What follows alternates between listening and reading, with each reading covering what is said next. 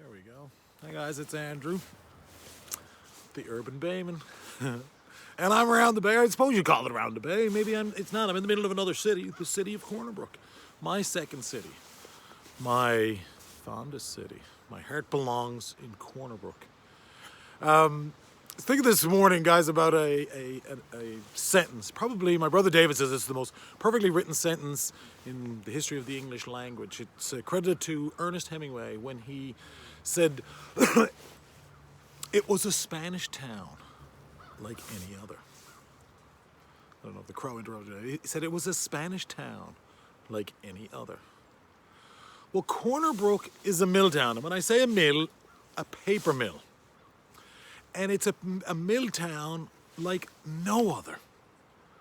Right? And for those of you that are here in Newfoundland, and again, the whole idea behind these videos is to try and instill that real sense of pride and a better understanding and appreciation for what it is that we have in Newfoundland, and not just Newfoundland and Labrador, of course. A mill town like no other, because when you visit mill towns, like we brag about it. When we talk about our city, the city of Corner Brook as being a mill town, right? That means something, right? Because a mill town in Newfoundland, right? Well, first it was designed by the British, right? So it was very well thought out, very well planned and orchestrated. The city streets, we have lots of one-way streets and good flow of traffic. We have beautiful green spaces, like the Lady Margaret Bowater Park behind me.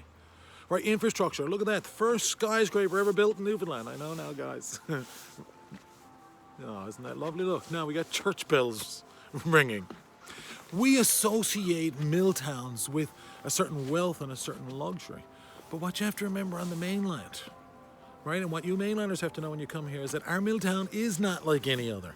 Normally, mill towns have a certain, I don't even want to say odor, guys. Odor is something that I use for something that you can get your head around. Oftentimes, mills they stink, all right? And we're very fortunate here on account of the fact that our mill doesn't use any sulfur. So we don't have, and when I say we don't use any sulfur, I can't say that for certain. I tried to call Stu Weldon this morning to get a confirmation on that. But we certainly don't use very much sulfur. On account of the fact that it's a newsprint, so it's a very low grade, as I understand it. It maybe have something to do with the fibrous material. The point is, the only smells that you'll get here is what I call wood soup. And that's my memory of Corner Brook. Every time when I come here, I'm just like, oh my God. Because we're just boiling up the fiber material and making newsprint with it. Right, so now you have a city that has a certain wealth, guys. But we also had a city that had a reputation as a playground. Right, think about what went on here. Like, these mills were built. The mill in Corner Brook was built in 1920, started in 1923, the project was. The one in Grand Falls was started in 1904. There were no airplanes back in those days. Right, so you have paper magnets, and think about newsprint for all you young kids, right? Think about your Mark Zuckerbergs and all your gazillionaires that we associate with the internet these days. Well, communication, I mean, that's where the real power comes from, isn't it? Right? That would belong to the paper magnets in those days. And of course, their business being in a place like this where they were able to build again beautiful infrastructure and buildings like you're seeing behind me, meant that it would become a destination where people would want to visit. Right? They didn't have planes. They couldn't get, you had to, ideally you'd want to be somewhere close. There's a reason we call the Atlantic, jokingly these days, the pond. Because it was easy to cross in a sailing vessel before we had planes.